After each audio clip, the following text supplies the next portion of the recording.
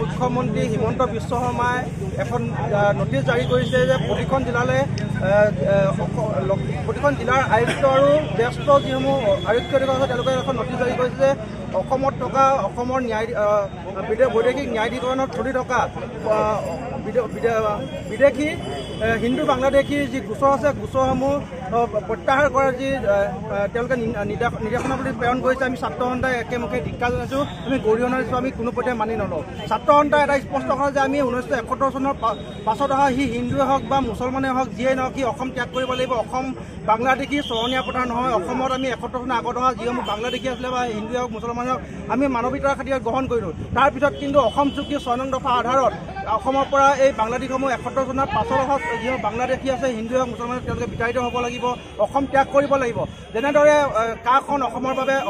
ভাল বা উত্তৰ পূৰ্বাঞ্চলৰ 4খন ৰাজ্যৰ বাবে বেয়া তাৰ লগে লগে অসমৰ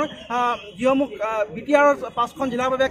কাখন বেয়া বা পাৰ্বত্য অঞ্চলৰ 3খন জিলাৰ বাবে কাখন বেয়া কিন্তু অসমৰ বাকী জিলাসমূহৰ কাৰণে কাখন কেনেদৰে ভাল হ'ব পাৰিব গতিকে আমি ছাত্ৰ সন্থাই তীব্ৰ বিৰোধিতা কৰিছোঁ আজি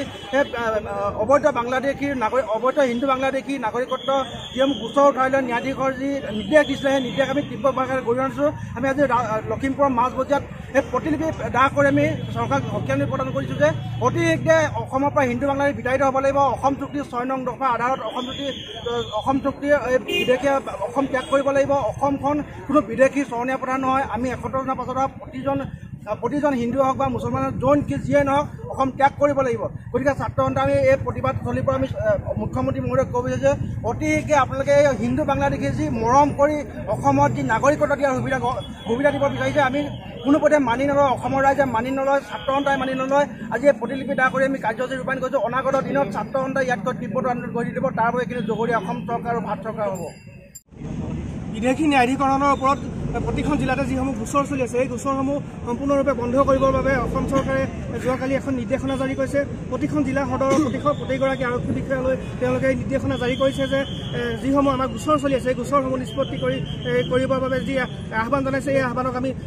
সদৌ অসম ছাত্ৰ সন্থাৰ তৰফৰ পৰা তথা সদৌ লখিমপুৰ জিলা ছাত্ৰ সন্থাই তীব্ৰ ভাষাৰে গৰিহণা জনাইছোঁ আমি কোনোকালে যিসকল আমাৰ বিদেশী আছে আমাৰ হিন্দীয়ে হওক বা মুছলমানে হওক যিসমূহ বিদেশী আছে এই বিদেশীসমূহ আমি কেতিয়াও আমি গ্ৰহণ নকৰোঁ আৰু অন্যথা আমি ছাত্ৰ সন্থাই ৰাইজৰ সহযোগত অধিক গণতান্ত্ৰিক আন্দোলন কৰিবলৈ বাধ্য হ'ম আমি 71 চনৰ যিসমূহ পিছত আহিছিল এই পিছত অহা সকলো বিদেশীয়ে অসম তথা ভাৰত এৰি তেওঁলোকৰ নিজৰ স্থানলৈ যাব লাগিব আমি এই প্ৰতিবাদ থলীৰ পৰাই চৰকাৰলৈ ইয়াকে দাবী জনাইছোঁ